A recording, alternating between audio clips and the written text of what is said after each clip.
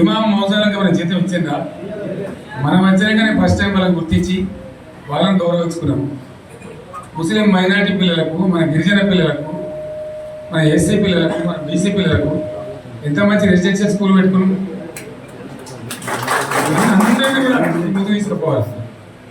ఇవాళ మనకన్నా ముందని నాకు బాధ కలిగేది ఏంటంటే, చిన్న వర్గాల ప్రజలు కాన్వెంట్ స్కూళ్ళలో చదివించలేదు, వాళ్ళ పిల్లలు కూడా బాగా చదవాలని చెప్పి ఎస్సీలకు, బీసీలకు, మన గిరిజనులకు, మన మైనార్టీ సోదరులకు గురుకుల పాఠశాల పెట్టారు. అద్భుతమైన చదువు చదువుకున్నారు.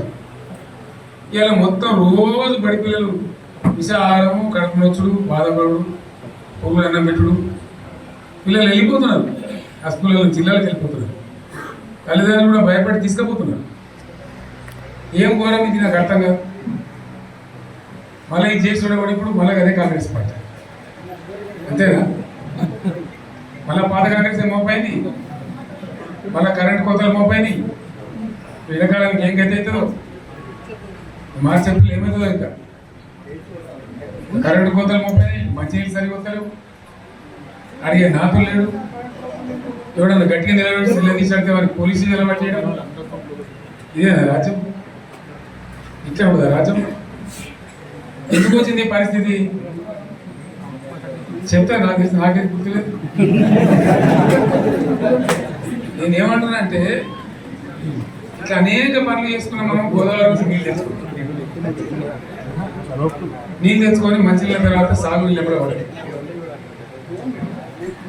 మెదక్లో ఇంకా ప్రాంతం అంతా కొత్త అంజనే నీళ్ళు, పాత మెదక్ జిల్లా మీదికి మిగిలిన పైచీకి వచ్చేట్టు ఎకరాల నీళ్ళ స్టెట్ పెట్టుకున్నాం. టెండర్లు పెంచడం, పనులు స్టార్ట్ అయినాయి, ఉత్తదాలు వచ్చిండ్రు, పనులు మొదలు పెట్టింది. ఇవాళ కాంగ్రెస్ గవర్నమెంట్ ఆ టెండర్లు ఎందుకు ఆపింది? సంగమేశ్వర, బసవేశ్వర ఎత్తిపోతల పథకాలు ఎందుకు నిలిపేసింది? ఎవరి కోసం నిలిపేసినట్టు?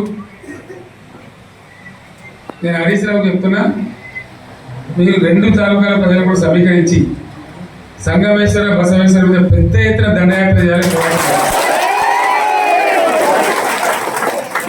తప్పదు కదా, కొట్లాడితేనే తెలంగాణ వచ్చింది. ఇది కూడా రావాలని కొట్లాడాలంటే ప్రజలు విజృంభిస్తారు, అయితేనే నీళ్ళు వస్తాయి.